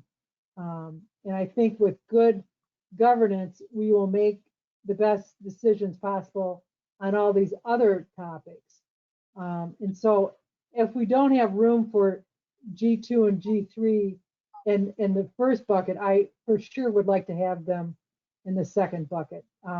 Would anybody disagree with that? And I see county manager might want to say something. Well, what I would say, Commissioner Sullivan, is that I think that G2 certainly could be a 1B item that we can start working on. I would almost say that G3 could be 1C because it is a lot of inside staff work that won't take as much of your board's time, even though we will be interfacing with you often about it. It's some work we are already kind of kicking off, which you are aware because of the upgrades to the website. And so I would say that probably G3 could fall within the 1C category, and then G2 could be a 1B, if that makes sense. That makes sense to me. Does anybody have any? I'm sorry, Terry, go ahead. Well, just on that, it's an alternative, or maybe it's compatible with what Don says, but having done this governance work before, it will be hard for someone who's worked on governance to separate out and say, well, we're not dealing with the public engagement part, or we're not dealing with internal communications. So, your G1 is going to have to, at least at a superficial level, address what's working and what's not working in those areas. It doesn't, so one way out of it is to say, well, we're not going to do a full public engagement plan. We're not going to do the full G2, but we are going to at least look at and see what we have and whether we need a plan. And similarly on internal communications. So what I can go either way, either by moving G2 down to the second bucket and G3 down further, but I think whomever is doing that work for you as part of G1 is going to have to be looking at that a little bit. Yeah, this is Don. I think that they're all interrelated. And so I think that there's going to be some work regarding G1, which is a priority area that's going to inform the work that comes out of the G2. And then the G3 is something that will obviously be impacted by both. But I think that the G3 we're already working on because, you know, we have some improvement to be making with our external, with our internal communication pieces. If I went back to some of the notes that I took from the board in my first meetings with you over 14 or so months ago, a lot of it was just on the internal communication pieces. And so I think that, as Terry said, they're all related to the governance, but I personally feel comfortable putting them in the different buckets because it doesn't in any way impact how we glue them together as we go. So. Okay, thank you, County Manager. What I would like to do next is I would like to go, we have about 15 minutes left. I would like to go to each of the commissioners and have them look at their topic and give us their priority for the pieces that their topic did not get in the list. We may or may not be able to finish this today, but I will start with Commissioner Kujala. Looks like you have your hand up, so go ahead. Well, I think that item ED3 is reviewing local regulatory barriers, opportunities to reduce the cost of development, and that included conducting wetland delineations for particular geographic areas where wetlands are prevalent, or assisting with survey costs or preparation elevation certificates for properties of special flood hazard areas. And I know that's a pretty comprehensive topic, but I think it kind of is fitting with what the E1 is going to be, the environmental quality action team, and part of that is actually the mapping of resilient areas. So we're talking about mapping in a lot of these cases, and there probably is going to be some crossover, and certainly there are going to be conflicts as well.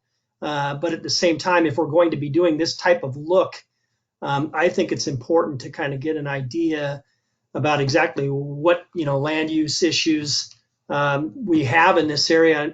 I think that it's important to get a good idea of what regulatory barriers are, because sometimes you don't know until you're trying to build a house or you're trying to do something until you find out, wow, we've got one thing from the county, one thing from the state, one thing, these, and sometimes they're at odds with each other. So I think it's important to kind of get a good base of exactly what the regulatory issues are, and a good understanding.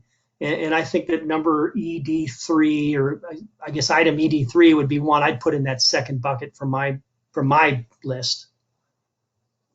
So ED3, because what I'm hearing you say is that it's foundational in order to go forward with these other topics. And I know it requires a lot of staff time, and I know that this would be something that Gail and Suzanne would have to work on as well, but I just think it might be something to be valuable. Okay, so on the topics that you're dealing with, ED1 in bucket 1, ED3 in bucket 2. Yeah. Okay. Can I interject something here? Yes, Commissioner, go ahead. I agree completely with Mark, because when I read his ED3, I said, yeah, that's what we're talking about in our E1. So I really think they're one and the same proposal. I think it's just his was written by economic development folks and mine was written by more science folks. They mean exactly the same thing. And as one of our, as Jim Nikas says repeatedly in our comp plan work, we want predictability, folks. Tell us where we can build and where we can't. And I, as an old person, I can really appreciate that. So the regulatory thing is very much related to that. So I think these two things can actually be collapsed. I really do. But when I was reading through the thing, I saw a lot of similarities there too. There is a different viewpoint, however, when you look at these, if you're looking at from a conservation point of view or a development point of view, And I think that's kind of the conflict that Commissioner Quilla is talking about, because we do live in an estuary, and so these questions are very prevalent in our geographic area. So I don't have. Does anybody else have a problem with ED3 being in the second column? I certainly don't. Okay, let's go to Commissioner Nebeker. On your topics, is there anyone that you want to get in one of these buckets? Yeah. So Dr. McNichol and Amy Baker both spoke about how critical to moving forward with people in addiction, that there is some kind of transitional housing. Now, I know that the CCO, that's one of their priorities, housing. I don't really know if transitional housing is part of it. Perhaps it is. But I would like to see, not that we provide the housing or we, build the housing, but that the county is involved in working with these two important agencies and with the CCO. I don't know where that would go, but maybe in 3. I'm not sure. I don't know. Do you have a particular item number? Because I'm just saying, I noticed that we do not have the housing dashboard on there. And I think the work that would be involved in doing the housing dashboard would answer some of those things that you're talking about. And so I would propose that we have the housing dashboard, IH3, make sure that we get that in bucket 2. Okay, that's fine. If that would satisfy that that need to keep the conversation going, maybe a strong push for the conversation. And I see County Manager has some comments. Go ahead, County Manager. I'm sorry, I don't want to interrupt Commissioner Nebeker. Sorry. That's fine. I was just going to say that I think that is also part of really 1H3, and it also goes into 1H2 a bit too. And I think we can consolidate some of those. Because that certainly is part of what the county is going to be working with our partners at, it is to identify some of the specialty housing that is required, whether it's transitional, whether it's mental health, whether it's alcohol and drug. And so part of doing 1H1 is really also to look at some of those other special housing needs, which was identified as 1H2. And then that also gets into the dashboard. So I think if we have the dashboard in the second column, we have 1H1 in the first column, and then we can tie in the 1H3 with that, then we'll have all of our bases covered with housing. Great. Okay. And I have another question that I had forgotten to ask when we were back on the topic. Go ahead. I just want to summarize this as the note taker. What I'm understanding is for housing, then 1H1 is in 1A, and in 1B is 1H2/1H3/SS2, kind of a combined deal. Yes. That may get, and by collapsing them, we may not, when we write the plan, we may not have 3 policies there and say we got 3 that we got to figure out how to put together. We may actually put them together in the next week or 2. Okay. Yes. Sorry, Commissioner Nebeker, go ahead. So I'm sorry, this is not, concrete. It's a question for information going forward for myself and also perhaps, well, anyway. This is to Commissioner Thompson and Commissioner Quilla. When you talk about childcare, is it a place to just have the children just taken care of? Or are you talking about quality teaching places? What is it, or is it both?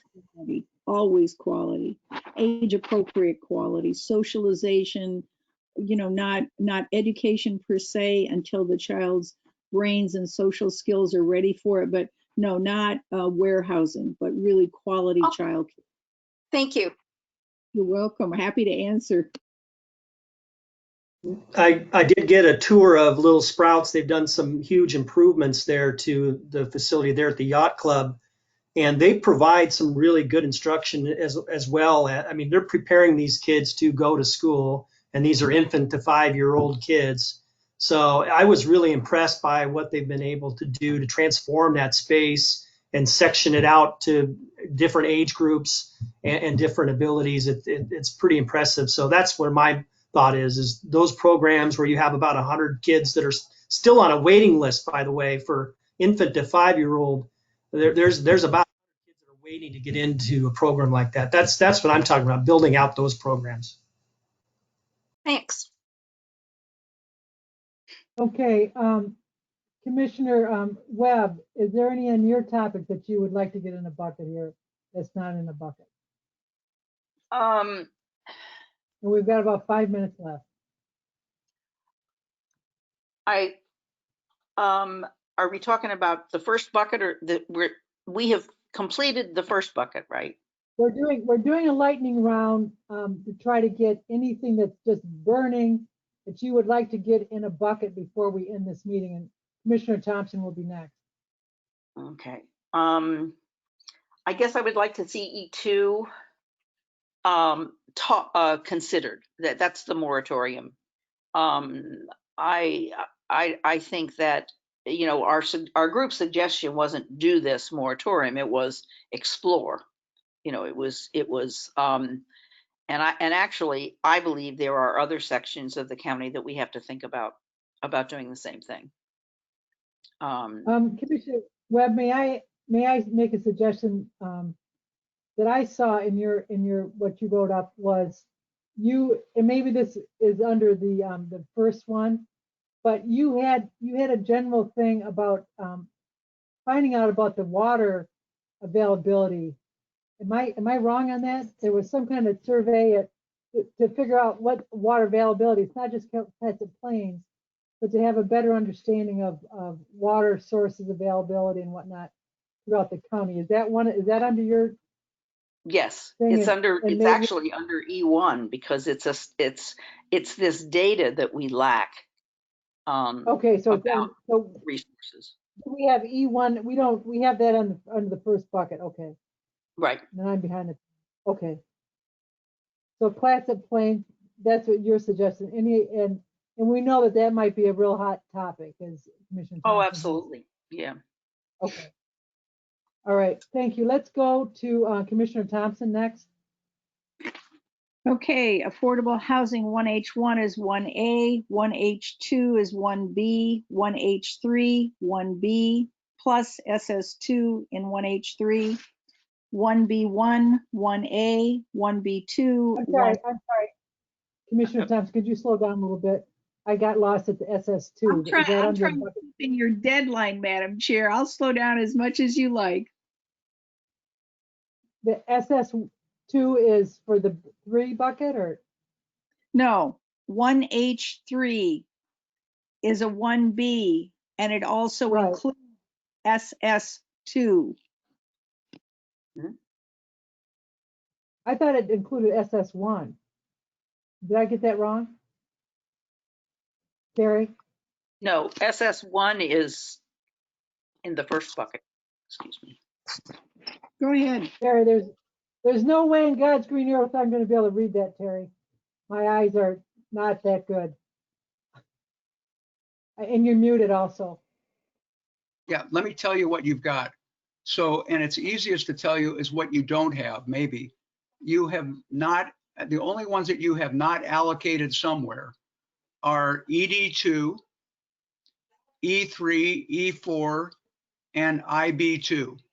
I don't have any notes on where those go. If somebody wants to comment on those, I got all the rest that I can summarize for you later, or I can give you the summary of where everything else is. So I have IB2 as 1B. That's where I was headed. And then 1C1 is 1A, and that completes my focus groups. Yeah. Okay. All right. That leaves. Thank you, Commissioner. That leaves ED2, E3, and E4. And right now we only have only 2 in bucket C, which is the equivalent of being pushed off to tier 2. We've got S3 and G3 there, and we've got ED2, E3, and E4 left. We have 7 in 1A, and depending upon how you count it, we have 5 or 7 in 1B. Oh, I see. The fire education, that's the ED, that's the E3. I don't know about the rest of you, but I was really white knuckling it there during the, when the fires started for Clatsop County, that we were so fortunate this year. But I really think we need to prioritize fireproofing the landscape as much as we can, as quickly as we can. And so that is E3. So how many more do we need on bucket 2? 1, 2. We're going to collapse some. Your buckets 1 and 2 are filled, but you can fill them more. I'm going to leave that to Don to talk about.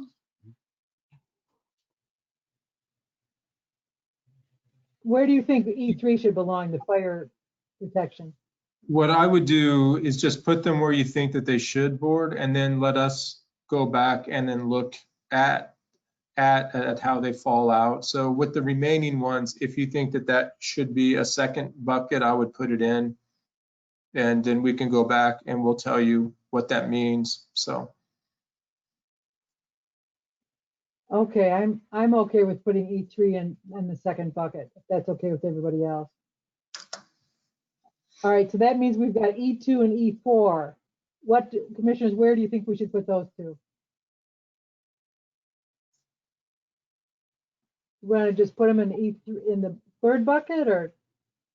I think it is possible to fund them in the second bucket, because I think we can use our tourism money to do number 4. Well, I do know that on the state parks board, that meetings that I've been sitting in from COVID, that visitor education was a huge part of managing the influx of visitors during COVID. So I think that is an important thing. And if you think that the money is there, certainly the state parks, the national parks, and or Travel Oregon are partners in this. So I think it would be okay to put that under the 2 also, bucket 2. Good. And then that's E4. So the water assessment, did we already deal with that? Yeah, that's in bucket 1. Okay, does anybody see anything that's outstanding?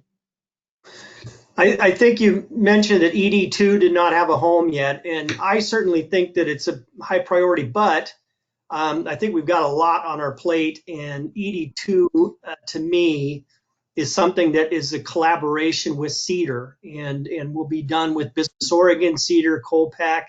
So I certainly think it will happen, but I think it's more something that we need to do kind of with them. So I don't necessarily think it needs to be one of the top tiers. I think it can be probably tier 3 and still get done.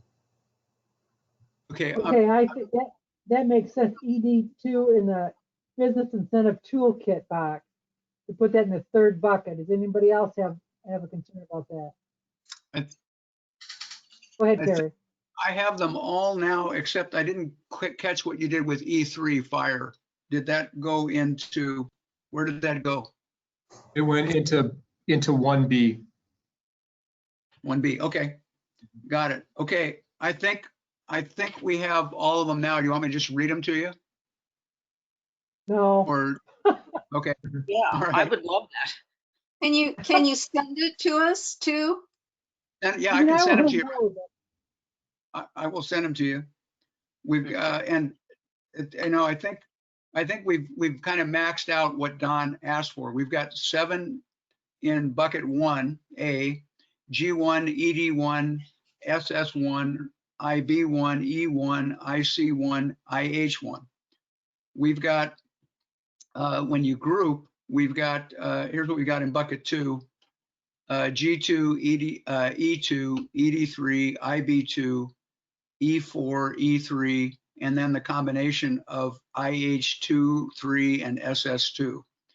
And we have 3 in pushed down to tier 2, SS3, G3, and ED2.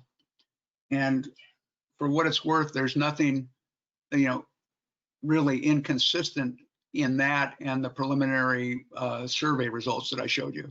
It's just now allocated out. And my understanding is then it's now with this, it now falls probably to Don and me to have a discussion about how we're going to consolidate this and what chapter 3 of the report's going to look like. And that's what I'll be working on next. Is that? I think that's pretty good. I really want to congratulate everybody on all the hard work you did today. Thank you so much, and thank you for your patience as we tried to make this happen. So, and I want to thank in advance Terry and Don for all the continued hard work they're going to be doing as they put this together. And so, thank you. Okay. Anyone else? Final comment? Okay, we will adjourn the meeting. Thank you so much for your time today. Okay. Thank you, everybody. Okay, thanks. Thank you.